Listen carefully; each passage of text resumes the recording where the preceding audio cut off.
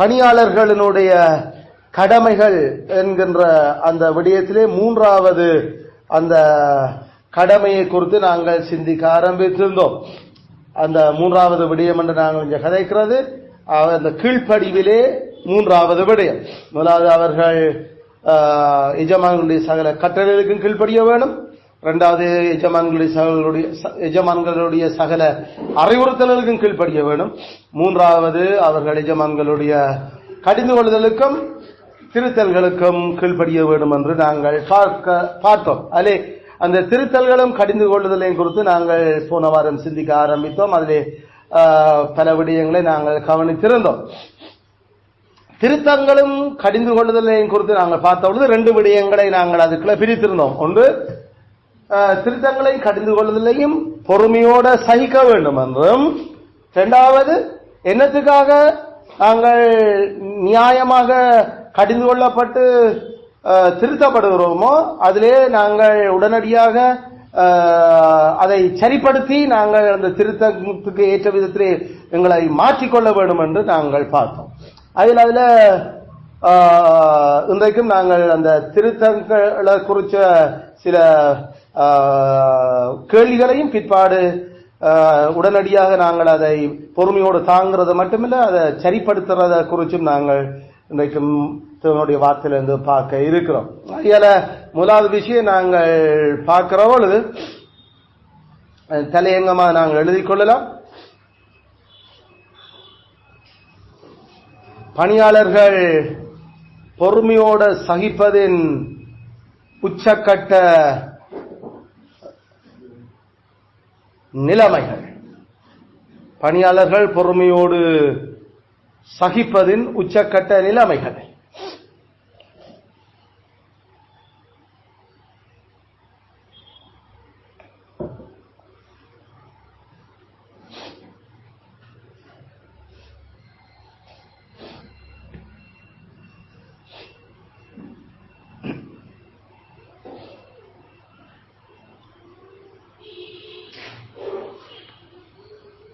இந்த விடய தலைப்பில் நாங்கள் பார்க்கிற பொழுது குறிப்பாக நாங்கள் அதில் முதலாவது நாங்கள் எழுதி கொள்ளலாம், நியாயமாக கடிந்து கொள்ளப்படுகிற பொழுது எஜமான்களுக்கு திருப்பி கதைத்தல். நியாயமாக கடிந்து கொள்ளப்படுகிற பொழுது எஜமான்களுக்கு திருப்பி கதைத்தல்.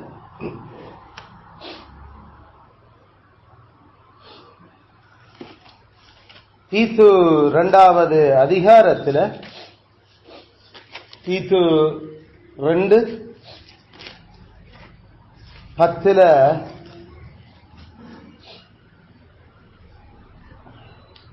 தங்கள் எஜமான்களுக்கு கீழ்ப்படிந்து எதிர்த்து பேசாமல்,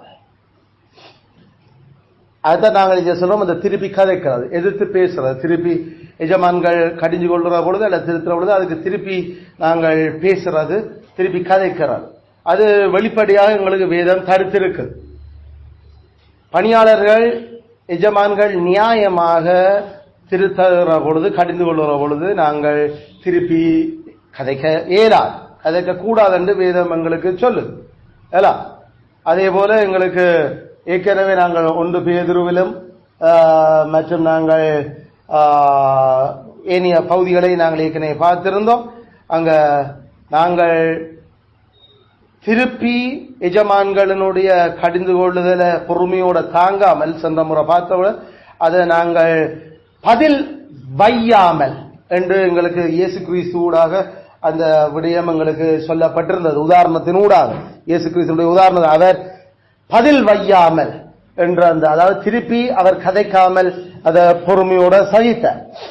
இவன் இயேசு கிறிஸ்துவுக்கு அநியாயமாகத்தான் அந்த கடிந்து கொள்ளுதல்கள் செய்யப்பட்டது. ஆனா அதை கூட அவர் பதில் வையாமல் பொறுமையோட சகித்தார் என்றதை எங்களுக்கு சொல்லப்பட்டிருந்தது. அப்ப இப்ப இந்த கேள்வி, நியாயமற்ற முறையில பணியாளர்கள் கடிந்து கொள்ளப்படுகிற பொழுது நாங்கள் திருப்பி கதைக்க கூடாது. என்ற ஒரு கேள்வி எழும். என்ன நாங்கள் சொன்னாங்க, நியாயமான முறையில கடிந்து கொள்ளப்படுற பொழுது நாங்கள் பொறுமையோட சகிக்க வேணும், அதை திருப்பி கதைக்க கூடாது. அப்ப ஆனா அதே நேரம் நாங்கள் கேள்வி எழுவணும், அப்ப நியாயமற்ற முறையில கடிந்து கொள்ளப்படுகிற பொழுது நாங்கள் பதில் கதை காட்டி எஜமான் அந்த பிழையில அவர் தொடர்ந்து அவர் அப்படியே பேசிக் கொண்டிருப்பார் எல்லோ என்ற அந்த விடயம் எங்களுக்கு முன்பாக வரும். அப்படி நாங்கள் அவர் பிழை செய்கிறார் என்றத சொல்லாட்டி அவர் கடைசியில அவர் தொடர்ச்சியாக பாவம் செய்ய போறார் தானே. அது உண்மைதான். என்னடா நியாயமற்ற முறையில விடயங்களை கையாள தொடங்க அவர்கள் கடைசியில பாவம் செய்கிறோம். அப்ப நாங்கள் அவர்கள் பாவம் செய்யாமலும் காக்க வேண்டியதும் எங்களோட பொறுப்பு. ஆகிய பணியாளர்கள் எஜமான்களுக்கு கீழ்ப்படிய வேண்டும் என்று சொல்றோம், அவர்களுடைய கடைந்து கொள்ள பொறுமையோட தாங்க வேண்டும் என்று சொல்லுறோம். ஆனா அதே நேரம் அவர்கள் அநியாயமாக எங்களை கடிஞ்சு கொள்ற பொழுது நாங்கள் அந்த பாவத்தில் அவர்கள் தொடர்ந்து போறதுக்கு நாமல் அனுமதிக்கிறது, அவர்கள் பாவம் செய்யறதுக்கு நாங்கள் காலாகிறோம் தானே என்ற ஒரு விஷயம் எங்களுக்கு இருக்கு. அப்ப அதுக்கு நாங்கள் பதில் சொல்லுறோம் எப்படி என்று சொன்னா, நாங்கள் ஏற்கனவே இது மனுஷனுடைய அந்த சந்தர்ப்பத்திலையும் நாங்கள் எப்படி அதை கையாளோடும் என்றதை பார்த்துட்டு நாங்கள் மனுஷனுக்கு திருப்பி கதைக்கலாதண்டு, மனுஷனுக்கு திருப்பி கதைக்கலாதண்டு. அப்படி திருப்பி கதைக்கிறது என்று சொன்னா அது அநியாயமான முறையில் அது செய்யப்படுது. அதுக்கான ஒரு முறை இருக்குது.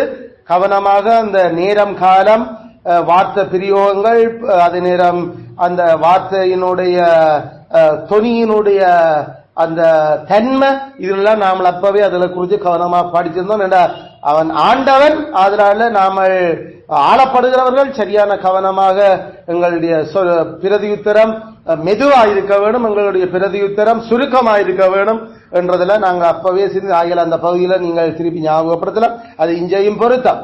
அதே போல பெற்றார் பிள்ளைகள் உறவிலை நாங்கள் பெற்றார் கடிந்து கொள்ற பொழுது பிள்ளைகள் அதை எப்படி நியாயமற்ற முறையில் பெற்றாருடைய கடிந்து கொள்ளுதல் தண்டனைகளை கையாள்றதுன்றதை குறித்து நாங்கள் ஏற்கனவே பார்த்திருக்கிறோம். அதுலேயும் பல விடயங்களை நாங்கள் கவனிச்சிருக்கிறோம். அதில் அதுகள் எல்லாம் இங்கேயும் அப்ளிகபிள் ஆகும். அதில் இங்கே நாம இதை சுருக்கமாக நாங்கள் அதை சொல்றது என்று சொன்ன நாம ஏற்கனவே சொன்னது போல எங்களுடைய வாயின் வார்த்தைகள் மெதுவானதாய், மெதுவான்னு சொன்னா சாஃப்ட் என்றதான் அர்த்தம். திருப்பி நாம எஜமானுக்கு கதைக்க போறோம், அவர் பிழையாக அதை விளங்கி கொண்டு எங்களை பேசுறார், கடிஞ்சு கொள்றாருண்டா நாங்கள் முதலாவது நாம கவனிக்க வேண்டியது நாம எங்களுடைய வார்த்தைகளுடைய தொனி அது மிகவும் மென்மையானதாய் மெதுவான பிரதியுத்தரமாய் இருக்க வேணும். அதே நேரம் அது நாங்கள் எங்களுடைய மனதில நாங்கள் அவர்களால ஆளப்படுகிறது என்கிற அந்த கெட்டர் அவர்கள் எங்களுக்கு மேல ஆள வச்சிருக்கிறார். ஆகிய அந்த தாழ்மை நாங்கள் சரியாக விளங்கி கொண்டிருக்க வேண்டும். இரண்டாவது தாழ்மை. மூன்றாவது விஷயம் நாங்கள் அதுல கவனிக்க வேண்டியது பயபக்தி. பேச நாங்கள் தொடங்கிக்கல நமக்கு பட்டார் பட்டார் குட்டாருன்னு நாம கதைக்கலாத அந்த வார்த்தைகள் சரியான கவனமா பயத்தோட கதைக்கிற அந்த அது இருக்க வேணும். பயத்தோடு சொன்ன நாம துணிவா நாம சொல்லுமில்ல உறுத்து கதைக்க மாட்டோம். ஆகிய அதுகள் எல்லாம் நாங்கள் சரியாக கவனமாக அதுல இருக்க வேணும். ஆகியது மூன்றாவது விஷயம். இல்ல நான் 3 விஷயம் சொல்லிட்டேன், கவனமா அதை எழுதி இருக்க வேணும். 4வது அது பொருத்தமான நேரமா இருக்க வேணும். இல்ல பொருத்தமான காலம் கவனிக்கப்பட்டிருக்க வேணும்.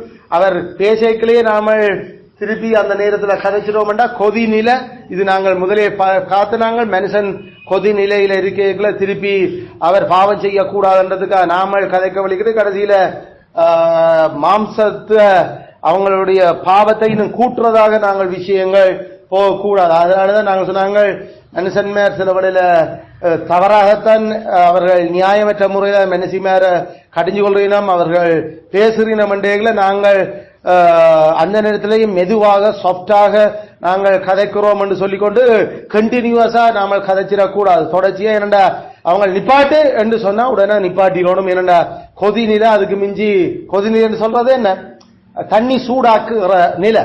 அதில் ஏற்கனவே கொதிச்சு கொண்டிருக்கிறவர்களுக்கு நாம இல்ல கெட்டர் அவரை பாவம் செய்யாம தடுக்கிறதுக்கு எங்களுக்கு சொல்லி இருக்கிற அதனால நாங்கள் சாஃப்டா தானே கதைக்கிறோம் என்று நாம கதைக்க சில வேளையில அது பிரஷர் குக்கர் மாதிரி வலிக்கணும். இதுகளெல்லாம் நாங்கள் விளங்க நாங்கள் இன்னும் மாம்சத்திலையும் எஞ்சிய பாவத்திலையும் வாழ்ந்து கொண்டிருக்கிறோம். அதனால அது நாமல் பாவத்தை அடக்கிறதுக்கு அவர்கள் யோசிச்சு அது இன்னும் பாவத்தை பெருக்கிறதாக முடிஞ்சிடும். அதனால நாம நரசிம்மாருக்கு சொல்லியிருந்தோம், அந்த நேரத்துல பொதுவாக அந்த நேரத்துல கதைக்கிறத தவிர்த்திருக்க வேணும் என்று சொல்லி, பெற்ற திருத்தைகளும் பிள்ளைகள் அந்த நேரத்துல வாய் மூட வேணும் என்று. அதே நேரம் அதே போல நாங்கள் எஜமான்களும் அவர்கள் எங்களை கடிந்து கொள்ளைகளை நாங்கள் சத்தம் போடாம பொறுமையோட தாங்கி போட்டு அது அநியாயமா இருந்தாலும் நாங்கள் பிறகு ஒரு சூழ்நிலை வரைக்கும் அதை கவனமாக அவருக்கு மெதுவாக இந்த விடயங்களை நாம சொல்லி அதை சொல்லுகிறது எங்களுக்கு பொருத்தம். ஆகையால அது நியாயம், அது முறையானது. வேத மத எங்களுக்கு பணியாளர்களுக்கு அதை அனுமதிக்குது, அது செய்ய முடியும் என்று இயேசு கிறிஸ்துவும் அவர் அந்த நியாயம் விசாரிக்கப்படேக்கல அங்க அவன் வாயின் வார்த்தைகளால் இல்லாம கையால ஒரு திருத்தத்தை அவன் மேற்கொண்டிருந்தான் அந்த வேலைக்காரன். அப்ப அவன் ஓங்கி கன்னத்துல அரைஞ்சான். அப்ப அது நாம சொல்றோம் அதான் அந்த திருத்தம் அல்லது அடி அல்லது நான் வெர்பல் கரெக்ஷன்ஸ் அல்ல, வார்த்தையால் அல்லாத ஏனைய வழிமுறைகளால திருத்த வழிக்கிறார்கள். அப்ப ஓங்கி கன்னத்தில் அரைஞ்சான் என்று சொல்லி பைபிள் எங்களுக்கு சொல்லு. அப்ப இயேசு கிறிஸ்து அந்த சூழ்நிலை அவர் மெதுவாக அந்த பிரதி உத்தரத்தை நான் பிழையாக ஏதாவது ஒப்புவிச்சா நீ அடிக்கிறது நியாயம், நான் பிழையாக அதை ஒப்புவிக்காட்டி ஏன் என்ன அடிக்கிற என்று அவர் பயமுறுத்துற மாதிரி கேட்கல. அவர் சரியான மெதுவான பிரதி உத்திரம் தான் அங்க கதைக்கப்பட்டது. அங்க அவன் இயேசு கிறிஸ்து பாவமே செய்யல, ஆனால் அவர் திருத்தப்பட்டார். அதில் அந்த திருத்தம் அது அநியாயமானது. இயேசு அதுக்கு எப்படி பதில் கொடுத்தார் என்பதை நாங்கள் விளங்கி கொள்றோம். இப்படித்தான் நாங்கள் எஜமான்களோட கதைக்கைகளை நாங்கள் அதை கதைக்கிறோம். மற்றபடி நாங்கள் பார்க்கிறோம், சத்தம் உயர்த்தி அல்லது நாங்கள் பயம் இல்லாம அல்லது நாங்கள் அவர் நான் மனுஷர்றான் அந்த யோசனையில சமனண்ட ஒரு யோசனையில வச்சுக்கொண்டு அல்லது நாங்கள் பொருத்தமில்லாத நேரத்தில் கதைக்கிறது எல்லாம் எங்களுக்கு பாவமாகும். அது பாவம். பணியாளர்களுக்கு அநியாயமாக தண்டிக்கப்பட்டேக்கள கூட நாங்கள் இந்த 4 விஷயங்களும் இல்லாம அதை திருப்பிக்கிறாம கதைச்சிருந்தோம்டா நாங்கள் எங்களுக்கு தான் அது பாவம். அதில் சரியான கவனமா இருக்கணும்.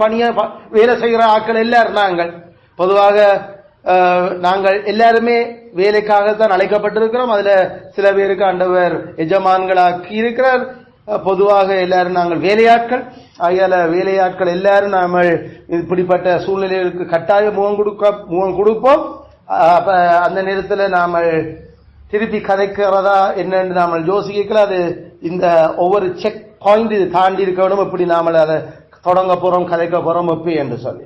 அதனால அப்படி இல்லாம வர்ற சகலதும் நியாயமா கடிஞ்சு கொள்ள நாம திருப்பி கதைக்கிறதும் பாவம். நியாயம் இல்லாம கடிஞ்சு கொள்ள இப்படிப்பட்ட வேதம் சொல்ற முறைகள் பயன்படுத்தாம நாம கதைக்கிறதும் கடைசியில நமக்கு தான் பாவமா. ஆகையால நாம கவனமா இருக்கணும். 2வது விஷயம், நாங்கள் ஒன்று நாம சொன்னாங்க நியாயமாக கடிஞ்சு கொள்ளப்படுகிற பொழுது திருப்பி எதிர் பேசக்கூடாது. 2வது கடிந்து கொள்ளப்படுகிற பொழுது நாங்கள் பரியாசம் பண்ணுதல். கடிந்து கொள்ளப்படுகிற பொழுது பரியாசம் பண்ணுதல், இது 2வது விடயம். கடிந்து கொள்ளப்படுகிற பொழுது பரியாசம் பண்ணுதல்.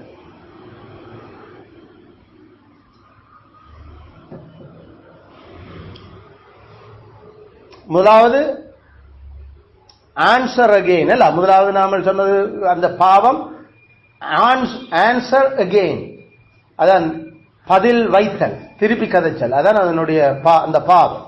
திருப்பி கதைக்காத திருப்பி கதைக்காதுன்னு நாங்கள் கீழானோர் எல்லாருக்குமே வேதம் அதுதான் சொல்லுது. திருப்பி கதைக்காது, திருப்பி கதைக்காது. அயால பிள்ளைகள்,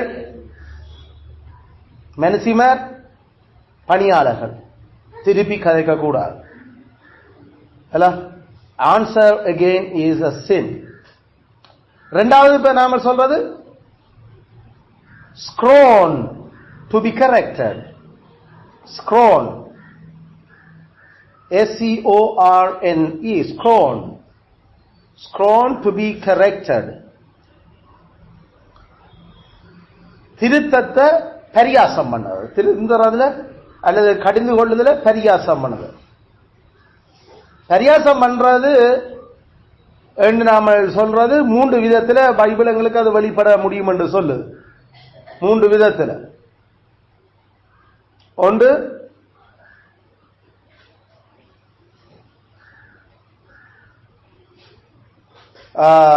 முறுமுறுத்தல்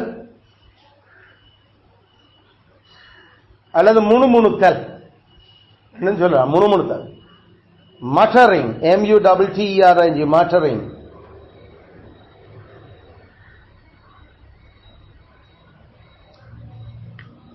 அதாவது எஜமான் திருத்தேக்கல்ல வாய்க்கல நாம ஏதோ ஒன்று சொல்லிக் கொண்டிருக்கிறது அல்ல, நாம வெளியால சொல்லல ஏதோ ஒன்று வாய்க்கல முணுமுணுத்து கொண்டிருக்கிறது. அப்ப என்ன சொல்றோம்னா அவங்களுக்கு முழங்கையாது, ஆனா நாமள என்ன சொல்லுவோம்? அது அதனுடைய அர்த்தம் அவர் பேசுறதை எனக்கு ஒன்றும் மண்டைக்குள்ள கூறையில பேசட்டும் என்று அதை ஏதோ நாமல் நமக்கே அதை சொல்லுற மாதிரி அந்த நிலைய வாய்க்குல நாம சொல்லுறதோ அல்லது நாம பேச்சு வேண்டிட்டு வெளியில வந்து மத்தியாக்களுக்கு அது ஒன்றும் நடக்கல, அது ஒரு பிரச்சனை இல்லை. அது அது அவர் வேறு ஒரு கதை ஒன்று கதைச்சிட்டு வந்தாங்க. இப்படி நாங்கள் என்ன நோக்கத்துக்காக அது செய்யப்பட்டுச்சதோ அது அந்த நோக்கத்துக்காக செய்யப்படையில்லை என்றதை நாங்கள் மற்றவர்களுக்கு மறுக்கிறதும் அதுதான் பரியாசம் பண்ணுதல். பரியாசம் பண்ணுதல். நாம பிள்ளைகளுக்கு அடிக்கல, பிள்ளைகள் ஏதோ வாய்க்குல முணுமுணுத்து கொண்டு இருக்குது, ஒன்றும் பெருசா கதைக்கல, ஆனா ஏதோ பல்ல கடிக்கணும் என்ன செய்யுதுன்னா அதனுடைய அர்த்தம் அது அந்த அடிய இவ அடிச்சுட்டு போடும் அல்லது இவர் அடிக்கிறாரா பாப்பம் அடிக்கிறார் அது வாயில வரையில வழியில, ஆனா அது செய்யல. அது பரியாசம் பண்ணவர், பரியாசம் பண்ணவர். அதுக்கு பேர் பரியாசம். அல்லது அடி விளை அடிக்கல பேசல சும்மா சிரிச்சு கொண்டு நிற்கிறது. என்ன நடக்குதுன்ற அந்த நோக்கம் விளங்க இல்லை. இங்க அவங்க திட்டுறாங்களா, அவங்க இது 3ஆம் கட்ட நிலை இல்ல, அது கமாண்ட், அடுத்தது இன்ஸ்ட்ரக்ஷன், அடுத்ததான் நீங்க போ. அப்ப இந்த நிலையையும் முகத்தை அந்த பேச்சு வாங்கிக்கலாம், அதுக்குரிய ஒரு பாவம் இருக்குது, அதுக்குரிய ஒரு முக விடயம் இருக்குது. அதை நாம உள்வாங்கிறதுக்கு பேசுறா ஏதோ முகத்தை பார்த்து கொண்டு பின்னு கையை கட்டி கொண்டு நின்றா அதனுடைய அது பரியாசம். உம்மோட பேச்சு எனக்கு ஒன்றும் செய்யல என்று. அதே நேரம் அதை சொல்ல சும்மா ஸ்மைலிங். சில பேர்ல நாங்கள் பார்த்துருக்கோம் அந்த பேச்சுல அதனுடைய சீரியஸ்னஸ் கூட அங்கேயில ஒரு ஒரு அதை நம்ம ஒரு நமட்டு சிரிப்பு என்று சொல்றது தமிழ்ல, வாய்க்குல சிரிக்கிறது. இதுகளெல்லாம் பரியாசம்.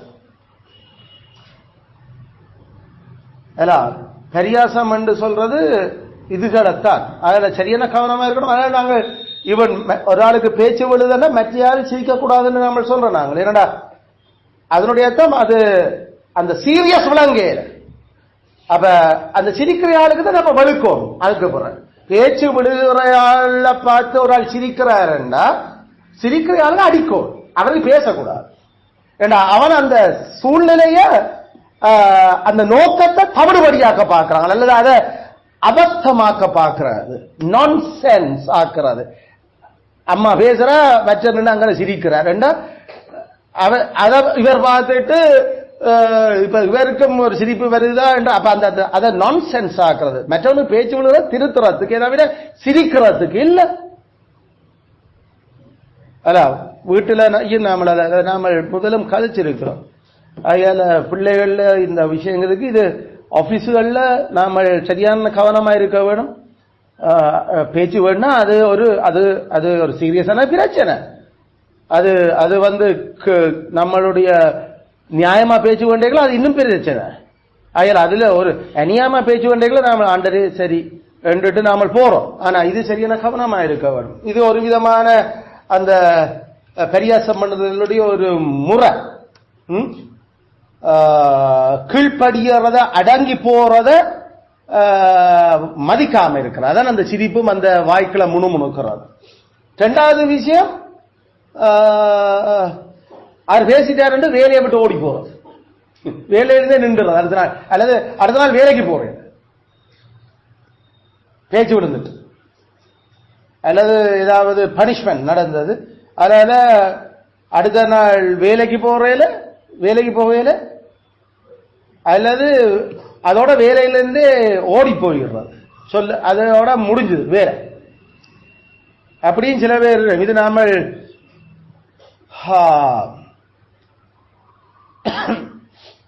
பல நிலைமையில இந்த வேலைன்றது வலிஞ்சிழுத்து வேலைக்கு கொண்டு வர வேலை செய்ய வைக்கிறையாக்கள்ல நாமல் படுறவா, வேலை அவசியமானவன் வேலையினுடைய பெருமதி விளங்காத ஆக்களை வேலை கெடுக்கிறதால வர பிரச்சனை, பொறுப்பில்லாத ஆக்களை வேலை கெடுக்கல அப்படி ஒரு பிரச்சனை இருக்கு. இல்ல பொதுவாக அதான் பொறுப்பு வீட்டோட பொறுப்புகள் இருக்கிறையாக்கள் லேசில அடுத்த நாள் வேலைக்கு போகாம நிக்க வேலைக்கு போயே ஆகும். அப்ப இது எங்களுக்கு தையல் விஷயங்கள்ல நாம அந்த கம்பெனிகள்ல நாங்கள் இது படுபயங்கரமா இந்த பிரச்சனைய முகம் கொடுக்க வேண்டியிருந்தது. அதுலயும் விதவ பிள்ளைகள் இருந்தா அதுகள் என்ன பேச்சு வேணாலும் நின்று பிடிக்கிறது என்னடா ஒன்றும் செய்யலாது, உழைப்பு வேணும். ஆனா கல்யாணம் செய்யாத பிள்ளைகள் எல்லாம் சும்மா அவ செய்த பிள்ளைக்கு ஒரு பேச்சு அடுத்த நாள் வேலைக்கு வராது, ஏண்டா சார் பேசிட்டார். அப்ப இப்ப அங்க பிரச்சனை அவளுக்கு பொறுப்புகள் இல்லை. அப்ப வேற வீட்டுல அதோடைய முக்கியத்துவம் படிப்பிக்கப்பட இல்லை. அது தமிழருக்கு அப்படித்தானே, தமிழர்ல வேலையே இல்லைத்தானே, வேலை என்றாலே ஏதோ உழைக்க தேவையில்லை என்ற ஒரு யோசனையோட வளர்க்கப்படுறையாக்கள். மற்றது அரசாங்கம் கூப்பனும் மானியமும் முத்திரையும் வர்மக்கோட்டு காசுகளும் குடுகுடு கொடுத்து வளர்த்து கொண்டிருக்கிறபடியால அப்ப அந்த காலத்திலிருந்து அதான் நடந்து கொண்டிருக்குது. சுதந்திரம் அடைஞ்ச காலத்தில் இருந்தே அதுதான். அதனால ஓசியில சாப்பிட்டு வளர்ந்தபடியால உழைப்புகள் நம்ம தமிழினத்துக்கு சரியான கஷ்டம். நாங்கள் தொடக்கத்துக்கு இங்க கம்பெனிகள்ல தொடக்க காலம் அப்ப சரியா ஸ்ட்ரகிள் பண்ணாங்க அந்த பொறுப்பை பழக்கிறதுக்கு வேலைக்கு. சோ ஆகார் அப்படித்தான் ஓடி போன. ஆகார் எஜமானி கடிஞ்சு கொண்டா ஓடி போயிடுச்சு வேலையில. ஆனா ஆண்டவர் சொன்னியாம போய் திருப்பி வேலையில இரடி என்று சொல்லித்தான் அனுப்பி விட்டார். போய் இரு சத்தமா போய் அடங்கிரு எஜமானிக்கு, அவளோட பலத்த கைக்குள்ள அடங்கிரு. அது பலமான கைதான், அது ஸ்ட்ராங் தான். ஏண்டா ஆட்சியாளர் நீ அநியாயமா தான் நடத்தப்பட்ட என்ன அடங்கு, நியாயமா தான் அடக்கப்படுறேன் அப்புறம் என்ன சதவனாம போயிட. உண்மையில அவ எஜமானிய மதிப்பிழக்க பண்ணித்தான் அவள் கடைசியில எஜமானி அதை எஜமானுக்கு அறிவிச்சு அங்க ப்ராசஸ் நடந்தது. எங்களுக்கு தெரியும். ஆபிரகாம் தான் கடைசியில அவள் இந்த ஹைக்கில் இருக்கிற நீ பார்த்துச்சா என்ன செய்ய போறியோ. அதனால எஜமானியும் தண்ட எடுப்புக்கு எஜமான்ட்ட அறிவிக்காம எஜமான பெர்மிஷன் இல்லாம அதை செய்யவும் இல்லை. கடினமா நடத்தினாள் என்று பைபிள் சொல்லுது. கடினமா தான் நடத்தினவள். அவ ஓடி போயிட்டா வீட்டை வேலையில. ஆனா கர்த்தருடைய தூதனானவர் திருப்பி அது பாவம், அது பிழை, நீ திருப்பி போகணும். அதுக்கு அதனால அது அந்த கடிஞ்சு கொள்ளுதல பொறுமையோட சகிக்காம இவன் என்ன எங்களை பேசுறது, நாங்க அடிமைகளோ என்ற மாதிரி யோசனையோட வேலையிலிருந்து நிற்கிறது. நமக்கு கடைசி வரைக்கும் இருக்கக்கூடாது, அப்படி செய்கிறது பாவம். நாங்கள் சொல்றாங்க, பொதுவாக எஜமான்கள் எங்களை பேசுறதுல 90-95% நம்மெல்லாம் பிழை இருக்கும் பணியாளர்கள். அதனால ஏதோ நாங்கள் எல்லாம் பெர்ஃபெக்டா செய்யக்கல பேச்சு பண்றோம் என்று ஒரு நினைச்சிடக்கூடாது. வேலையில ஸ்லோ, சொன்ன வேலை சரியாக செய்யப்பட இல்லை, எங்கேயோ பிழைச்சு போச்சுது, நமக்கு பிழைச்சதும் விளங்கல. இப்படிப்பட்ட சூழ்நிலைகளில தான் பேச்சு விழும். அப்ப அதை இதை நாம அதுக்கு இப்படியா பேசுறது, அப்படியா பேசுற ஏண்டா, அது இது பேச்சண்டு வந்துட்டேன்டா அதுக்கப்புறம் இங்க இப்படியா பேசுற அப்படியா பேசுறன்னு கவனிக்க வேண்டிய அவசியம் இல்லை. ஏண்டா ஆளுகிறவன் உனக்கு அடிக்கை மேல், பைபிள் அதை சொல்லு. இல்ல, பணியாளர்களுக்கு அவங்க பேச்சில்லாத முறைகளையும் பயன்படுத்த ஏழு. அப்ப அது பொதுவாக இங்க நாங்கள் அத சம்பளம் விட்டுறது, சஸ்பென்ஷன், சில வழியில் டெர்மினேஷன், சில இப்படி, அல்லது நாங்கள் ப்ரொமோஷன் கேன்சல், இன்கிரிமெண்ட் இல்லை, இப்படி பல விதங்கள்ல நாங்கள் அதுகளை செய்யறோம். நாங்கள் ஏன்னா இங்க கை வச்சா அப்புறம் அது ஒரு பெரிய பிரச்சனையா போயிடும். சோ அதனால அதுகள் இப்ப அடிதான், அதெல்லாம் அடிதான். அடிப்படையில் நியாயமா நடந்துச்சா சத்தம் போடாம தான் இருக்கணும். அநியாயமா நடக்கணும், அதை இன்னும் பொறுமையோட தாங்கி கத்தட்ட சொல்ல வேண்டிய. மற்றபடி வேலையிலிருந்து ஓடையலாம், கத்தரா உன்னை வேலையிலிருந்து பிடுங்கும் வரைக்கும் வேலையிலிருந்து ஓடையலாம். இதான் அந்த ரூல். வேலைக்கு உன்னை எடுத்தவன் ஐயா ராசா நீ காணும், நீ வேலையில் நின்றாலும் பரவாயில்லை என்று நமக்கு சொல்லும் வரைக்கும் வேலை செய்யல நிற்கும்.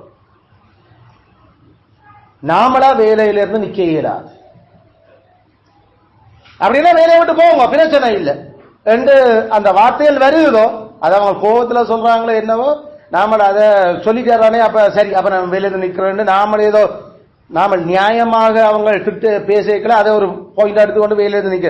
உண்மையில வேலை செய்யாம இருக்கிறது என்றது நாம இந்த பூமியில வாழ்றதுக்கு தகுதி இல்லாத ஆக்களா மாறிட்டோம் என்ற அர்த்தம். கடவுள் மனுஷனை என்னதுக்கு படைச்ச? வேலை செய்யறது, வேலை செய்யறதுக்கு அல்ல. அதானே ஆண்டவர் மனுஷனை படைக்கிறதுக்கே அவர் யோசிச்சது வேலை செய்யறது. மறந்துடக்கூடாது. ஆதியாகமம் 1:26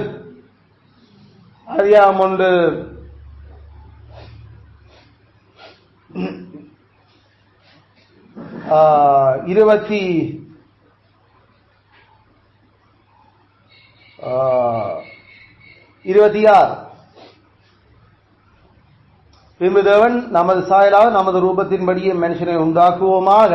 ஏன் கடவுளை இப்ப மனுஷன் என்று ஒரு படைக்க போறேன்? அவர்கள் சமுத்திரத்தின் மச்சங்களையும் ஆகாயத்து பறவைகளையும் மிருக ஜீவன்களையும் பூமி அனைத்தையும் பூமியின் மேல் ஊறும் சகல பிராணிகளையும் ஆழக்கடவர்கள். அந்த பூமியில நிலம், நீர், ஆகாயம் இருக்கிற சகலத்தையும் ஆளுறதுக்கு தான் கடவுள் மனுஷனை படைச்சது. ஆளுறதுன்றது அடிப்படையில் வேலை. ஆளுறதுன்றது வேலை.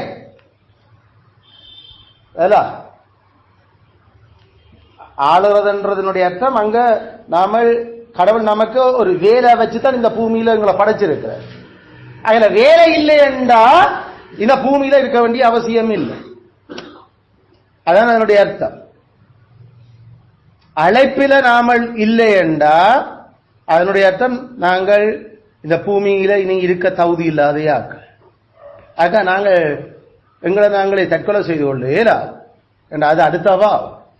அப்ப வேற இல்லாமல் போறது என்றது கடவுள் மனுஷனை படைப்போமாக என்ற நோக்கத்துக்கே முரணானது. அதனாலதான் நாங்கள் வேலையில சேரேக்களை சரியான கவனமா இருக்கணும். நாம அந்த வேலையில கத்தரா நம்மள வேலையிலிருந்து அகற்றும் வரைக்கும் அல்லது எஜமான் எங்களை வேலையிலிருந்து நிப்பாட்டும் வரைக்கும் நாம வேலைக்கு போவோம். அந்த வேலை தான், அந்த வேலை தான். அப்ப இந்த 2 கண்டிஷன்ல ஏதோ ஒன்று நடக்காம நாமளா வேலையை மாற போறோம், வேலையில இருந்து நாங்கள் நிக்க போறோம் என்று ஒரு நாளும் யோசிக்க கூடாது. அதுக்கு பிறகு கத்தருக்கு பிரியம் இல்லாம எங்களோட வாழ்க்கை நார தொடங்கும். சரியான கவனமா இருக்கும். வேலைக்கு நாம வேலை இல்லாம இருக்கிறது இந்த பூமியில நாம வாழ்றதுக்கு எங்களை தகுதி இல்லாமல் ஆக்கிட்டது. அவை வேலை இல்லாம இருக்கிறாது. வேலையில இருக்கும் வரைக்கும் கத்தரா நம்மளை வேலையிலிருந்து பிரிக்கும் வரைக்கும் அல்லது எஜமானங்களை வேலையிலிருந்து நிப்பாட்டும் வரைக்கும் அந்த வேலையை விடையிடாது. அத அயல ஆகார் மாதிரி நம்ம வேலையிலிருந்து ஓடிடுறது. அது பரியாசம் பண்றது, பரியாசம் பண்றது. 3வது விஷயம் நாங்கள் கவனிக்கலாம். இது பெரிய 3வது. முதலாவது நாங்கள் what we said answer again. 2வது நாமல் சொன்னது scorn to be corrected, பரியாசம் பண்ண. 3வது விஷயம்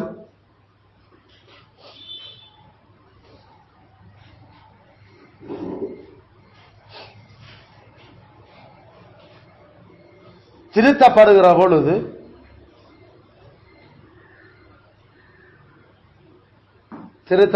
பொழுது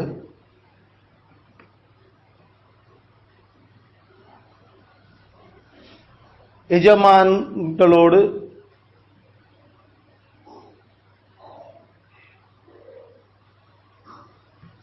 பிரச்சனைப்படல்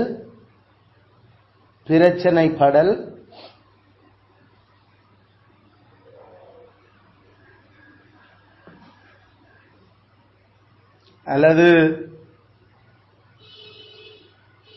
பிரம்பை பிடித்தல், கைகளை பிடித்தல் திருத்தப்படுகிறோம்.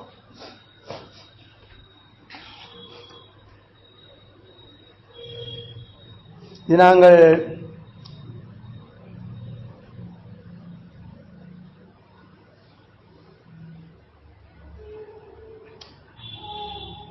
மேலானோருக்கு கடவுள் கொடுத்திருக்கிற அந்த அதிகாரங்களோட உச்சக்கட்டம் அவர்கள் கீழானோருக்கு அடிக்கலாம் என்ற அந்த விடயத்தை நாங்கள் ஏற்கனவே விதத்தில் பார்க்கிறோம். அல்ல, அவர்களுடைய கட்டளையில் கீழ்ப்படியாட்டி அடிக்கலாம். ஆனா நாமல் வாழுற இலங்கையில அந்த அந்த கட்டத்துக்கு நாமல் நகர்வதில் சரியான கவனமாக இருக்க வேண்டும் என்றதை நாங்கள் சொன்னாங்கள். ஏனென்று சொன்னா நாங்கள் ஆளப்படுகிற இந்த இலங்கை அது அஞ்ஞானிகள், அவர்கள் வேதத்தை அறியாத அறிவிலிகள். அதில் மனசிக்கு கை வைக்கிறது, பிள்ளைகளுக்கு கை வைக்கிறது, வேலைக்காரருக்கு கை வைக்கிறது சரியான கவனமா இருக்க வேண்டும் என்று நாங்கள் படிப்பிச்சிருக்கோம்.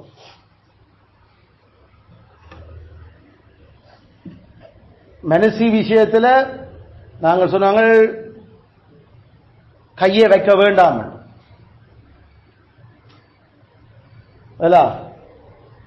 அது அது படு பயங்கரமான பிரச்சனையான படத்தை கொடுக்கும். அதனால பெரோயா ரிஃபார்ம்ட் அசம்பிளியில மனசி மேர்ல புருஷன் மேர் கை வைக்கிறன்னு சொல்றது அடிக்கிறது. அது செய்ய இயலாது. அப்படி யாராவது செய்கிறீனம் என்று சொன்னா அவர்கள் சபையிலிருந்து நீக்கப்படுவினம் என்று நான் ஏற்கனவே சொல்லியிருக்கிறேன். அல்ல, சபையிலிருந்து அது நீக்கப்படுறதுக்கான இதாக இருந்தா அப்ப உலகத்து அவன் போலீஸ்காரன் அல்லது மத்தியாக்கள் அது என்ன போல சீரியஸா நம்ம எடுத்துருவாங்க. அதில் கவனமாயிருக்க வேணும் என்று சொன்னார். பிள்ளைகளுக்கு நாங்கள் அடிக்கிறதுல கூட அவர்களுடைய பிள்ளைகளுக்கு தக்கதான தண்டனை கொடுக்கப்பட முடியும். பிரம்பு கையாடப்பட வேதமங்களுக்கு வெளிப்படையாயே சொல்லுறபடியால அதுல செய்யலாம்.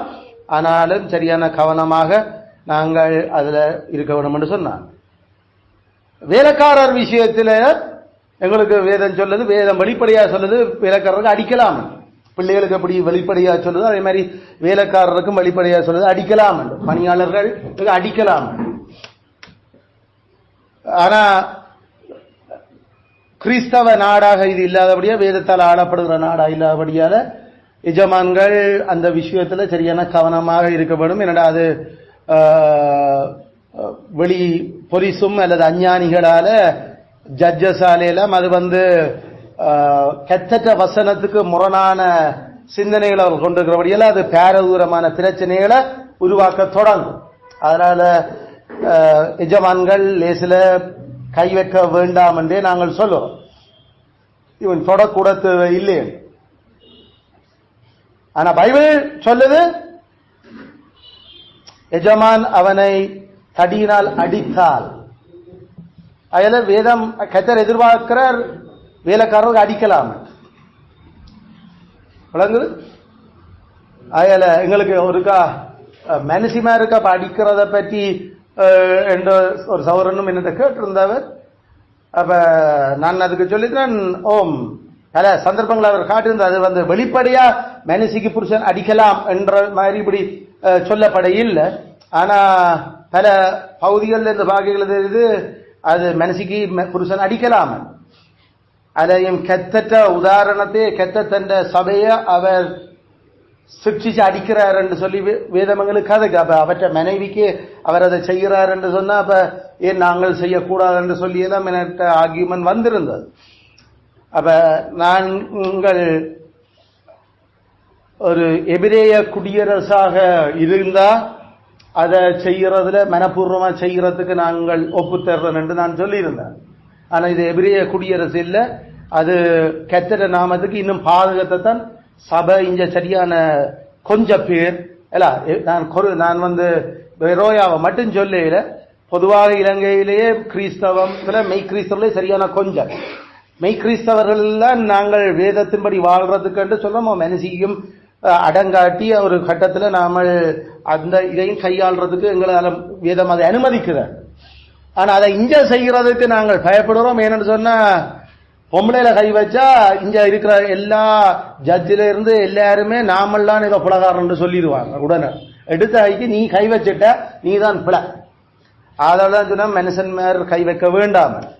மற்றபடி ஒரு எபிரேய குடியரசா இருந்தா அதனுடைய விஷயங்கள் அது வேதபூர்வமாக கையாளப்பட இருக்கலாம், அது சரியா இருக்கும். அது எதுல எங்க கை எப்படி எவ்வளவு அடிக்கிறது என்ன மாதிரி என்பதெல்லாம் எங்களுக்கு வேதம் பல இடங்களை காட்டு தண்டனைக்கு தக்கதாக.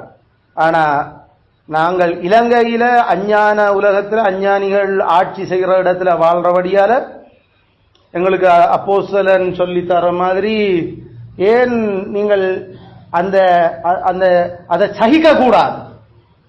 ஏன் அவிசுவாசிகளுக்கு முன்னால கர்த்தர் நாமத்தை தூஷிக்க வைக்கிறீர்கள்? கடைசியில சபையில பேரை ஏன் கெடுக்கிறீர்கள் ஆக்களுக்கு முன்னால என்று கொரிந்தியருக்கு பவுல் அப்போஸ்தலன் எழுதின பரிசுத்தம் எழுதின மாதிரி நாங்கள் இந்த வழக்கு வாது இந்த தேவையில்லாத போலீஸ் கேஸ் பக்கத்து வீட்டுக்காரன் சாட்சியற்ற போற நிலைமைகள் ஒன்றும் வேண்டாம்.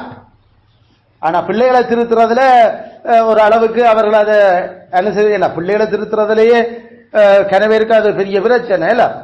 இப்ப நம்ம காலத்துல கணவர் தகப்பன் தாயே பிள்ளைகளுக்கு அடிக்கிறது இல்லை, அப்படி மாறி போச்சு. அப்ப ஸ்கூல்ல பிரம்பு அடிச்சா டீச்சர்ஸ் விசாரிக்க கூப்பிடுற நிலைமைக்கு போச்சு. இப்ப அப்படி என்ன நினைக்க வேண்டிய அந்த சமூகம் கர்த்தருக்கு முன்பாக கட்டு குட்டிச்சுவராக தொடங்கிட்டு எங்க பிள்ளைகளை அடிக்க வேண்டாம், பிள்ளைகளுக்கு அடிக்க வேண்டாம் என்று சொல்றாங்கிற சமுதாயம் அங்க கடவுளுக்கு மிஞ்சி நீதிமானாக ஞானியாக வெளிக்கட்டு அது நாசமாக போகுதுன்னு என்னுடைய அர்த்தம். என்ற வெளிப்படையாகவே கர்த்தர் சொல்லுது பிரம்பால தண்டி பிரம்ப கையாள் பிள்ளைகளுக்கு சொல்லி. அதே போல எங்களுக்கு வேதம் வேலைக்காரரை பற்றி கதை கேட்கலையும் வேலைக்காரருக்கு அடிச்சு அவன் படுக்கையில கிடந்து அவன் 3ஆம் நாள் எழும்பிட்டானண்டா அல்லது அவனுக்கு அடிச்சதுல அவன் ஒரு கை முறிஞ்சு போச்சுது அல்லது கண் தெரியாம போச்சுது, இப்படியெல்லாம் பைபிள் கதைக்குது. வேலைக்காரருக்கு அந்த திருத்தங்கள் செய்யப்பட்ட விஷயங்கள். அயல அந்த நேரங்கள்ல எஜமான் அடிக்கல எஜமான் பிரம்ப தடிய பிடிக்கிறது அல்லது எஜமான கைய பிடிக்கிறது அடிக்க விடாம அந்த விடயங்கள் ஒரு விதத்தில் அது திருத்த விடாம தன்னை தடுக்கிறத பாவம். இது பிள்ளைகளை திருத்தேக்கல பிள்ளைகள் பிரம்ப பிடிக்கிறத பற்றி நான் கதைச்சிருந்தேன். பிள்ளைகள் ஓடுறது அல்ல அடிக்க விடாம அடிக்காம பிள்ளைகள் ஓடுறது. அப்ப இதுகள் எல்லாம் நாம் கதைச்சினோம். அதெல்லாம் அது இன்னும் பாவத்தை கூட்டுது பிள்ளைகளுக்கு பாவத்தை கூட்டுறது மட்டுமில்ல, பெற்றாருக்கு கோபத்தை கூட்டும்.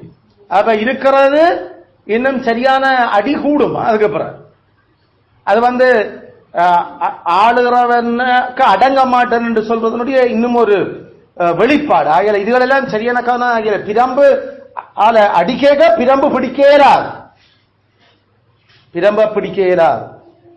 அடிக்காம அடி வேண்டறதுக்கு நியாயமா பேசாம நின்று அடிய வேண்டியதா. அது அடி வேண்டியதுல ஓடாம நாமல் அந்த இடத்துல நின்றா அது அடிக்கிறையாக்களுக்கும் அந்த சொன்ன மாதிரி அது அதுக்கு பிறகு அவன் நீசனா தோன்றுவான். நம்ம கூட அடிக்கல அதில் கவனமா அது கையாளும். ஆனா ஓடைக்குல இன்னும் அடிக்கிறதனுடைய அந்த கோபம் முக்கியமாக அயல இதெல்லாம் பிள்ளைகளுக்கு படிப்பிக்கல நாம சொல்லியிருந்தாங்க. கவனம் பெற்றார் அடிக்கல ஓடக்கூடாது. பிறகு சணல் அடி வேண்டி இருக்குமல்ல ஓட அடங்காது. அந்த ஆவி அடங்கும் வரைக்கும் பிறகு பெற்றாருக்கு கிடைச்சல். அதுல பிள்ளைகள் புத்திசாலிகளோ பேசாம நின்று அடிய வேண்டிட்டு போனா அடி குறைஞ்சிடும். இல்லாட்டி போட்டு சாத்தேக்கல அதுக்கு பிறகு கவனம் அயல நாம சரியான கவனமா இருக்க வேணும். அப்ப இப்ப எங்களோட கேள்வி இப்ப இந்த மூன்றாவது விஷயத்துல சிலர் கேட்கலாம், என்ன அப்ப அநியாயமா அடிச்சா நான் அதை தவிர்க்க இயலாதோ, அதை தடுக்க கூடாதோ, என்ன அநியாயமா அடிச்சா என்று யாராவது அப்படி ஒரு கேள்விய கேட்கல. wrongfully beating என்று இவர் நினைக்கிறார். யார் நினைக்கிறது? வேலைக்காரர். அப்படி அவர் நினைக்கிறார், தன்னை பிழையாக அடிக்கிறீனாம் சொல்லி. எனக்கு பிழையாக எனக்கு என்ன சஸ்பெண்ட் பண்ணிச்சினா, பிழையாக எனக்கு டிரான்ஸ்பர் வந்துட்டினா, பிழையாக எனக்கு இன்கிரிமெண்ட் கட் பண்ணிச்சினா, பிழையாக எனக்கு ப்ரமோஷன் தராம விட்டுட்டினா என்று நினைச்சு கொண்டு அதை மீளுறதுக்கு முடியாதோ, அதை நாங்கள் செய்யக்கூடாதோ என்று சில வேளையில யோசிக்கலாம். அப்ப அதுல முதல் விஷயம் நாங்கள் கவனிக்க வேண்டியது, அப்படிப்பட்ட ஒரு கேள்வி எழும்பேக்க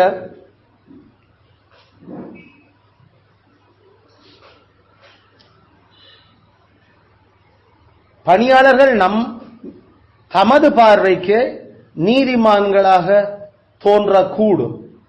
பணியாளர்கள் தமது பார்வைக்கு நீதிமான்களாக தோன்றக்கூடும்.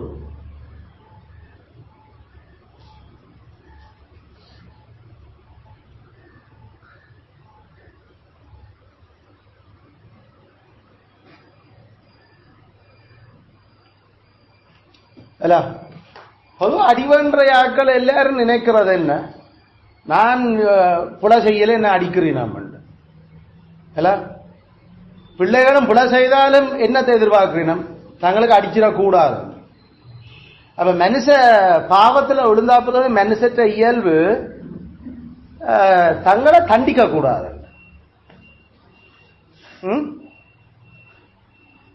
தண்டிக்க கூடாது. காயின்ற அந்த யோசனை தெரியும். ஐயோ இது தண்டனை சரியான, இது இப்படி எல்லாம் தண்டிக்க இயலாது. ஆண்டவர் சொல்ற, நீ என்ன கொண்டுட்டு நிற்கிறான், அப்ப உனக்கு நான் ஒரு தண்டனை தருவணும். இந்த தண்டனை இது கூடி போச்சு, இது சரி வராது இப்படி. அப்ப நினைக்கிற அவ தாங்களே ஜட்ஜ் பண்றீனம், தங்களோட ஆண்டவன் தங்களுக்கு தருகிற தண்டனை அநீதி என்று சொல்லி. அது வீழ்ச்சிக்கு பிறகு இப்படித்தான் அது போகும். அப்ப பொதுவாக பிள்ளைகள் அடி வேண்டினா அப்புறம் ஏதோ இல்ல அடி வேண்டினா அப்புறம் கோபிச்சு கொண்டு இருக்கிறது பிள்ளைய ஏதோ அடிச்ச நாங்கெல்லாம் புளியண்டா மாதிரி கடவுளே சில வேளையில அவட மூவன் சுழிப்பும் என்னடையப்பா என்ன என்று அடி வேண்டி அழுது கொண்டு இப்படி நான் சரியா நல்லதுக்கு தானே அடிச்சேன், நான் சரிக்கு தானே அடிச்சேன், நான் பிள்ளைய அடிச்சேன் நான் என்றாலும் இல்ல சாப்பிடவா சாப்பிடவா வேறண்டா அடிச்சுட்டேன் ஏதோ பிள்ளையா நான் தான் அடிச்சு கூட செய்தேன். அப்படித்தான் ஆபீஸ்லயும் பாஸ்மேன் நம்மளை பேசிக்கல, பாஸ்மேன் நம்மளுக்கு பனிஷ்மெண்ட் தரைக்கல. பொதுவாக 99% ஆட்களுடைய நினைப்பு தாங்கள் அந்த தண்டனைக்கு தகுதி இல்லை, அது இல்லை, அது தங்களுக்கு தந்திருக்க கூடாது.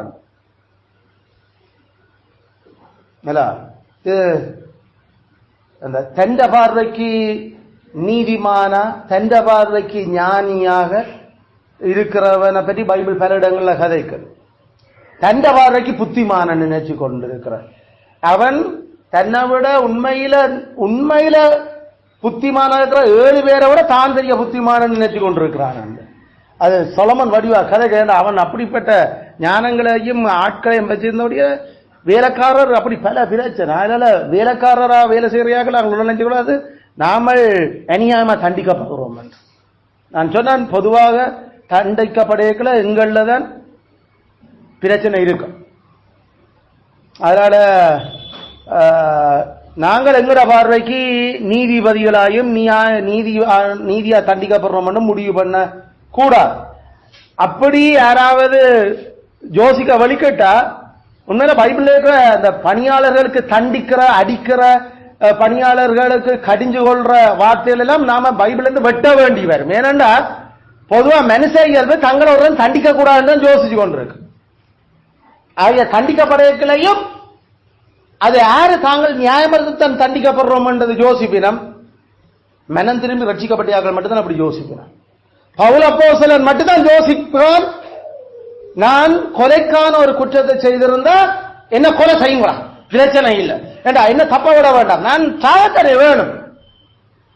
ரட்சிக்கப்பட்ட ஒரு மனுஷன் மட்டும்தான் நினைப்பான் நான் நியாயமாத்தான் அடி வேண்டான். எது நியாயம் எது நியாயம் இல்லையென்று யாருக்கு அந்த அந்த அந்த மனசு இப்ப சரியா இருக்குது ரட்சிக்கப்பட்டிருக்கிற ஆட்களுக்கு. ஏண்டா கிறிஸ்து அந்த பாவத்துக்கான சாய்வில இருந்து ஆட்களை இப்ப எழுப்பி திருப்பி விட்டு இருக்கிற. ஆயால ரட்சிக்கப்படாத எவரும் தாங்கள் அநியாயமா தண்டிக்கப்படுறோம்னு நினைப்பிறான். பிள்ளைகள் உட்பட எந்த பிள்ளை சொல்லு நினைக்குது தான் நியாயமா தண்டிக்கப்பட்டுட்டேன். நம்மட ரட்சிக்கப்பட்ட குடும்பத்தில் வாழற பிள்ளைகளே அடி வேண்டேக்கள ஏதோ தாங்கள் அது அடிக்கேற்ற பிள்ளை இல்லைன்னா ஆர்கியூ பண்ண யோசிக்கிறார். அல்லது தாய் கொஞ்சம் கூட அடிச்சா 100 தரம் அடிச்சுட்டாண்டு அது 3 வயசுலயே நமக்கு கம்ப்ளைண்ட் பண்ணுது, 3 4 வயசுல. அப்ப ஜோதி பாருங்க எப்படி இருக்குது பிள்ளைகளுடைய நிலை. அப்ப தாங்கள் தண்டிக்கப்படக்கூடாது. வேலைக்காரரும் அதான் ரட்சிக்கப்படாத வேலைக்காரர் எப்பயுமே அவர்கள் எது சரி எது பிள்ளை என்பது அவர்கள் முடிவு பண்ண இயலாது.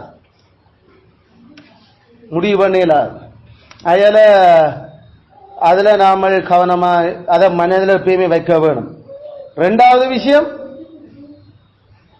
விஷயம் அப்போஸ்தலன் பேதுரு சொன்ன பாடி நாம அதை போன வாசிச்சு நாமல் தண்டனையை சகிக்கிறது புகழ்ச்சி என்று வேதம் சொல்லு. தண்டனையை சகிக்கிறது புகழ்ச்சி.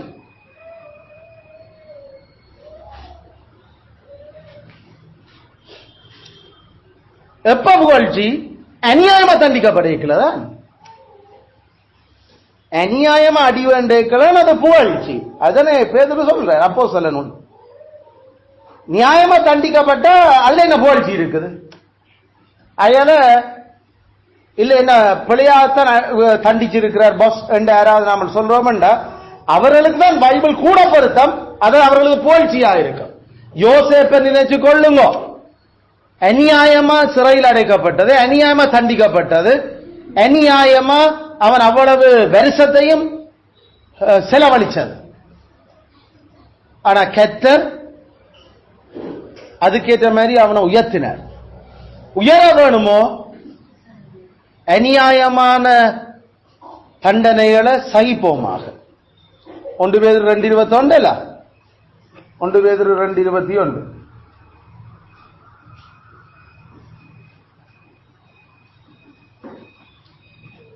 மத்தேயு 26:53 மத்தேயு 26:53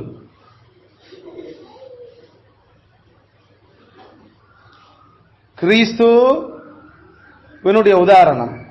அவர்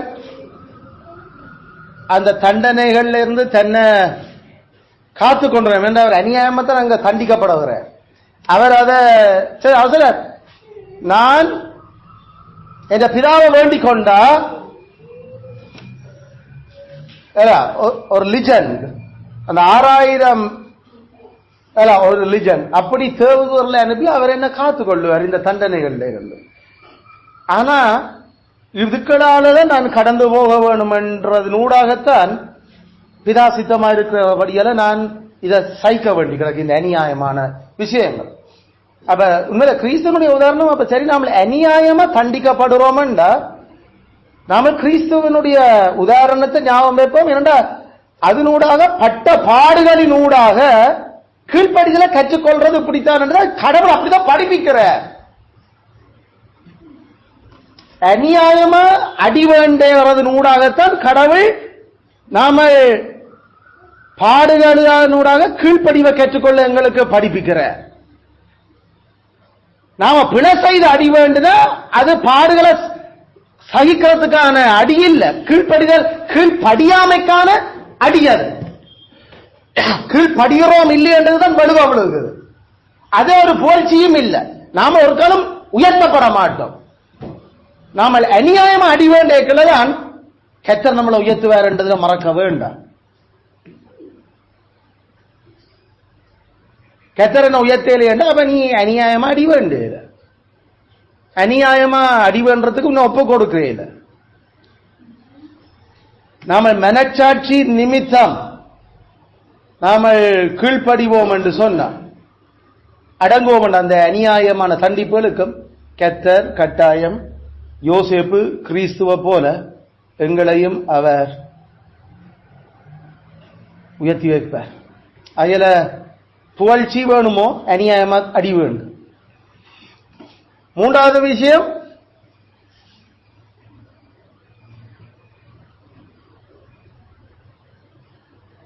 நாங்கள் பிசாசால பீடிக்கப்பட்டிருந்தா மட்டும்தான்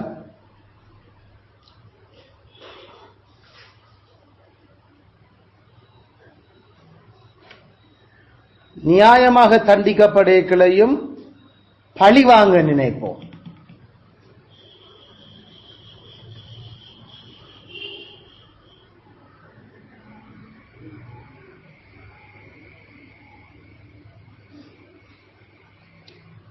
அதில் நியாயமா தண்டிக்கப்படைகளை பழி வாங்குற என்று நினைக்கிறது அது பிசாசுத்தனம். அநியாயமா தண்டிக்கப்படுறத தாங்கிறது அது கிறிஸ்துவம். அதான் கிறிஸ்துவனுடைய முறை. நியாயமா தண்டிக்கப்படுகளையே நாம அவ பொஸ்ஸ பழி வாங்கணும் என்று நினைக்கிறது அது பேய்த்தனமான செயல்பாடு, பேய்த்தனமான செயல்பாடு. அதனால நமக்கு சந்தர்ப்பத்தை கர்த்தர் அனுமதி கேட்கல. எங்களை பிழையாக பாஸ் எங்களை பனிஷ் பண்ணி இருக்கிறாங்களா, அதுக்காக நாம பொறுமையோட சகிச்சு கர்த்தரிட்ட நாம ஆசீர்வாதத்தை பெறதுக்கு நாம முயல வேணும். இத நாங்கள் மறக்க கூடாது. அதனால நாங்கள் பிழையா தண்டிக்கப்படைகளை தாங்க வேணுமோ தாங்குவோமாக, தாங்குவோமாக. கர்த்தர் அதை எப்படி கையாளுறாருன்றதை பொறுத்திருந்து அவர்கிட்ட ஒப்பு கொடுத்து நாமல் அதை சரிப்படுத்த பார்ப்போம். ஆல்ரைட். ஸோ இந்த விஷயங்கள் நாம அந்த மூன்றாவது ஹெட்டிங்குகளை நாம கவனிச்சிடலாம். இப்போ ரெண்டாவது பெரிய ஹெட்டிங் அதை நாங்கள் பார்த்து அது முடிக்க போறோம். பணியாளர்கள் திருத்தப்படுகிற விடயங்களை விடயங்களில் திருந்துதல், பணியாளர்கள் திருத்தப்படுகிற விடயங்களில் திருந்துதல்.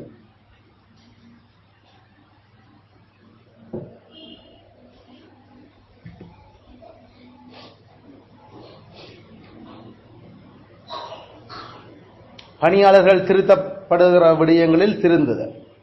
நாமே பிள்ளைக்கு அடிக்கிறோம், சொல்லி பார்த்தோம், கேட்கல, அறிவுறுத்தி இருந்தோம், கட்டளையிட்டு இருந்தோம், அதுக்கப்புறம் அடிக்க போறோம். அடிக்கிறதுனூடாக என்னத்தை செய்ய யோசிக்கிறோம்?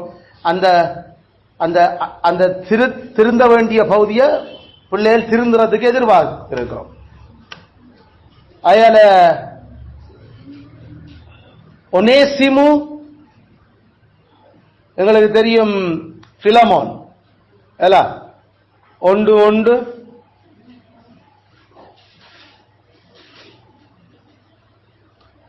அவன் திருத்தப்பட்ட பொழுது அவன் அதுல திருந்தி பிரயோசனம் உள்ளவனா மாறினான். திருத்தப்படுகிறதனுடைய நோக்கம் அவர்கள் பிரயோசனம் உள்ள ஆக்களா மாற்றுறது.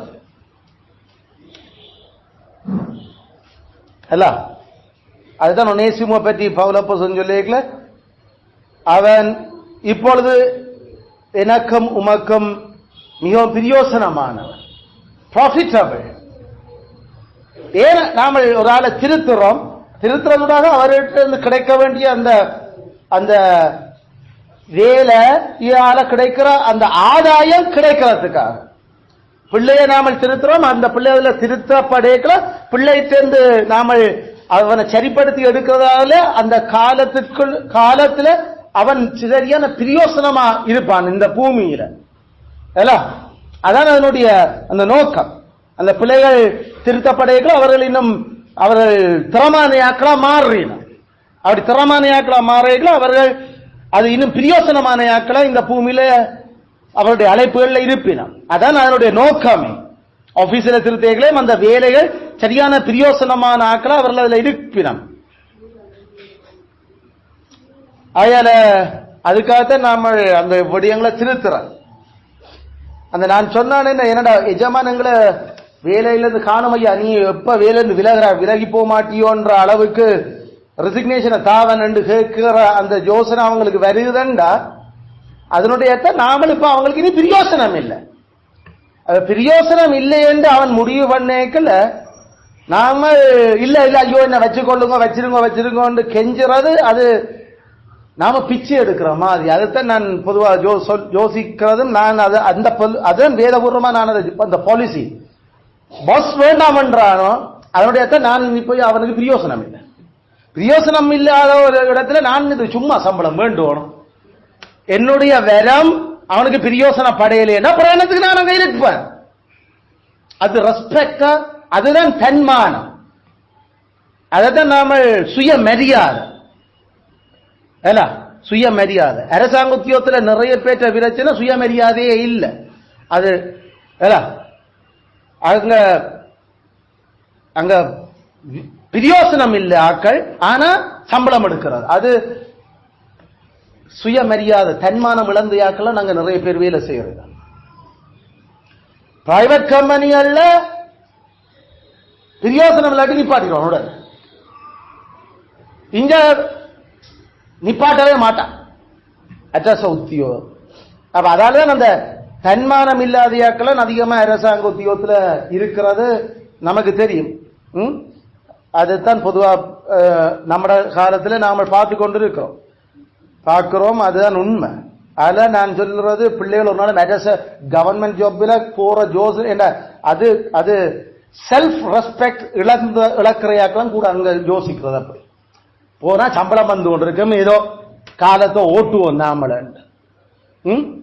அதே போல ஒரு கேவலம் கெட்ட வாழ்க்கை மரியாதையிலிருந்து வாழ வேண்டிய அவசியம் இல்லை.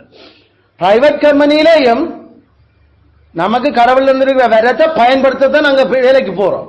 அந்த வரம் அவனுக்கு பிரயோசனம் இல்லைன்னா சரி பாய் பாய். அப்ப அந்த வரம் இனி பிரயோசனம் இல்லை அவன் முடிவு பண்றீங்களா, நான் ஐயோ என்ன வச்சிருங்கோ என்று கேட்டுக்கொண்டிருக்கோம். எந்த வரம் கடவுள் என்ன தந்த வரத்தை நான் வேறு இடத்துக்கு அப்ப பயன்படுத்த போறோம். அதுதான் செல்ஃப் ரெஸ்பெக்ட். Self respect. ஒரு நாளும் நாம சுய மரியாதை இழந்து இந்த பூமியில வாழக்கூடாது. கர்த்தருக்கு முன்பாக நாம மரியாதை இல்லாத யாக்கல்ல ஏண்டா நாம அவரங்களை மரியாதை உள்ளவர் ஆக்க பார்க்கிறது இந்த குமாரன் சாயலுக்கு ஒப்பாக. ஆனா சக மனுஷனுக்கு முன்பாக நாம மரியாதை இழக்கையில் அது கர்த்தர் அந்த அந்த அவற்ற சாயலையும் அந்த வரங்களை அதனால சரியான கவனம். அந்த ஏதோ சம்பளம் பெறும் பேசாம இருந்தாம் ஒரு சோழி இல்ல ஜாப் செக்யூரிட்டி இருக்குது என்ற இந்த மரியாதை கட்ட யோசனைகள் நாம பிள்ளைகளையும் வளர்க்கக்கூடாது. அதுக்குத்தான் நாம அவங்க பிரியோசனம் உள்ள ஆக்களா மாத்துறது அந்த அடியும் அந்த பேச்சும் அந்த திருத்தங்கள் இதுதான் பிரியோசனம் உள்ள ஆளா இருக்கணும். பிரியோசனம் உள்ள ஆக்களா அயல இத எங்களுக்கு வேதம் திருப்பி கதைக்குது. இந்த விஷயம் நாங்கள் ஏற்கனவே பிள்ளைகளினுடைய விஷயத்துல நாம பிள்ளைகளுடைய விஷயத்துல நாங்கள் அதை கதைச்சிருக்கிறோம். நீங்கள் அந்த பிரசங்கங்களை இதுக்கு எதிரான பாவங்கள் என்ன அந்த திருத்தப்பட வேண்டிய விஷயத்துல நாம திருந்தாம போவேக்கல்ல அதிலே திருப்பி திருப்பி பிளவிடேக்க அது படுபயங்கரமான பிரச்சனையும் பாவத்தையும் எங்களுக்கு கொண்டு வர தொடங்கும். நீதிமொழி 13:1 நீதிமொழி 26:3 நீதிமொழி 17:10 நீதிமொழி 27:22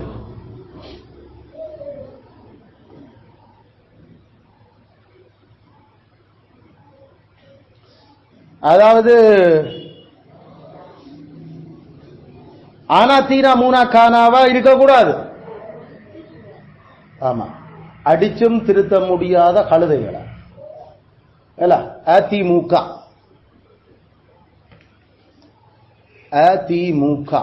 என்று எழுதி வச்சிருந்தா சரி ஷார்ட் ஃபார்ம். ஆனா தீனா மூனா கானா அதிமுக அடிச்சும் திருத்த முடியாத கழுதை. நான் இப்ப சொன்ன வசனங்கள் எல்லாம் அப்படிப்பட்ட கழுதைகளை பற்றி தான் கதைக்கு. அப்படிப்பட்ட பிளாக்கிஷ் அந்த மண்டையே முள்ளு கழுத மூளை ஒன்று உடலோடுக்களா போட்டு உலக்கையால குத்தினாலும் அது திருந்தா. சொலமன் அப்படி சொல்றார் சில பேர் அது விட்டாப்புல பெற்றார் சின்னன்ல அதை உடைச்செறியா விட்டா அது எத்தனை நேரம் போலீஸில் போய் அடி பண்ணாலும் திருந்தா. அது சின்னனிலே போட்டு 5 வயசுல முறிச்சா வளைச்சா அது வளை. அயல நாம சரியான கவனமா இருக்க வேணும். எங்களை இனி திருத்த முடியாது என்று பெற்றார் முடிவு செய்கிற பிள்ளைகளை பற்றி பைபிள் என்ன சொல்லுது? சாக்கொண்டு அந்த பிள்ளைகள் kill them. யாரு? பேரண்ட்ஸா? கவர்னர். kill that child. ஐயோ இவனை அடிச்சு அடிச்சு கலைச்சவரை திருத்த மாட்டான்ட்டானே, ஐயோ அவன் திருந்தானே இல்லை என்று ஒரு கம்ப்ளைண்ட் பேரண்ட்ஸ் கவர்மெண்ட் கொடுத்தா கவர்மெண்ட் அந்த விஷயங்களை விசாரிச்சு போட்டு அவனை சாக்கொல் என்று சொல்லுது பைபிள் அந்த பிள்ளை. இனிமேல் அப்படிப்பட்ட கழுதை இந்த பூமியில இருக்கக்கூடாது.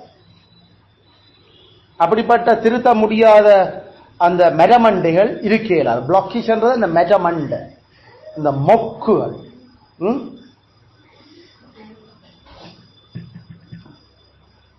அதுல மொக்கு என்றது நாம தெரியுமில்ல, மொக்கு என்றது என்ன?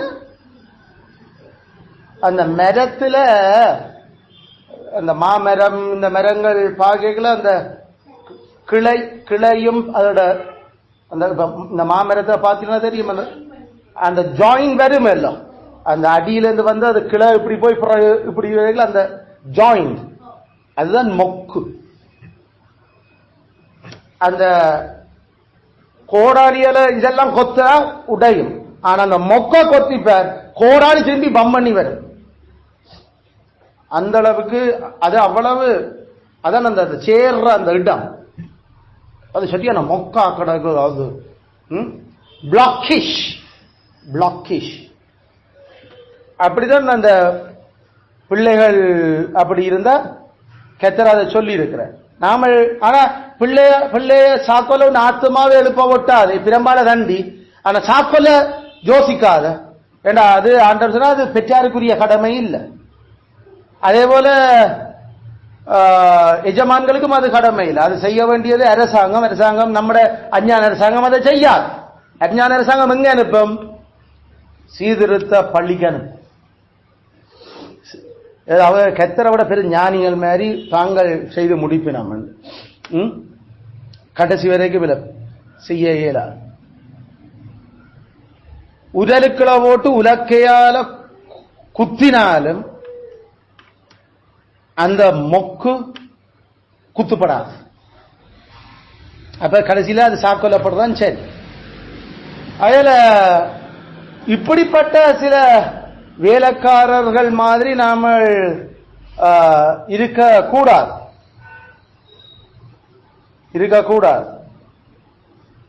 திருத்தப்பட்டுட வேணும். திருத்தப்பட அப்ப கவனமா இருக்கணும். அப்ப என்னத்துக்கு எங்களை எஜமான் பேசுறாங்கன்னா என்னத்துக்கு எங்களை பனிஷ் பண்ணுறீனமோ அதுல ஒரு திருத்தம் காட்டணும். நாம திருத்தம் காட்டாம போகல கத்தர் எங்களை இந்த பூமியிலிருந்து சாக்கொள்றதுக்கான ஒரு முடிவை நாமளே நோக்கி நகர தொடங்குறோம். சில வேளையில அந்த வேலையிலிருந்து நாம நிக்கலாம், அதுவும் பாவம். திருத்தப்பட நாம இடம் கொடுக்காம நாமளே அதை முடிவு பண்றது. ஆனா கத்தர் தான் சொன்ன அந்த திருத்தாத பிள்ளையோ திருத்த மாட்டாத வேலைக்காரனோ அவனை தான் கொல்லுறான் என்று சொல்லித்தான் அவர் கதைக்கிறார். அயல கவனமா நாமல் இருக்க வேணும். அது வெக்கம், பிச்சை எடுத்தல் அல்லது ஒரு அவமான சாவு, அப்படிப்பட்ட விஷயங்களும் கத்தர் ஒப்பு கொடுக்கிறார்.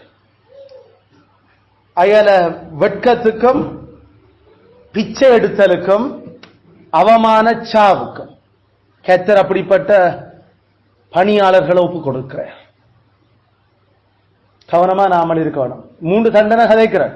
ஒன்று ஷேம், அடுத்தது பெகரி, அடுத்தது இக்னோமினஸ் டெத், அவமான சாவு. அதிமுக பணியாளர்கள் என்றார் அடிச்சும் திருத்த முடியாத வேலைக்காரர்.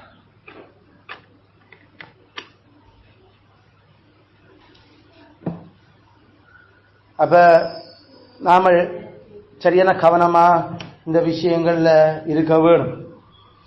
கத்தர் எங்களுக்கு கிருபையாய் உணர்வுல தந்து நாம கவனமாக இருக்க ஆண்டவர் உதவி செய்யட்டும்.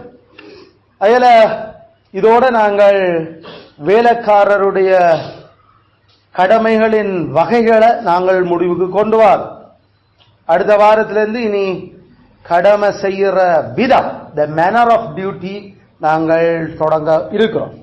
கத்தராமே நாங்கள் பணியாளர்களுடைய கீழ்ப்படிவு தொடர்பாக கீழ்ப்படிய வேண்டிய கட்டளைகள், கீழ்ப்படிவுக்குரிய அறிவுறுத்தல்கள், கீழ்ப்படிய வேண்டிய கடிந்து கொள்ளுதலும் தண்டனைகளையும் நாங்கள் நல்லா விளங்கி எங்களோட வேலைகளினூடாக கர்த்தருக்கு மகிமையை நாங்கள் செலுத்த கிறிஸ்து எங்களுக்கு தொடர்ந்தும் கிருபை செய்வாராக. ஆமென், ஆமென்.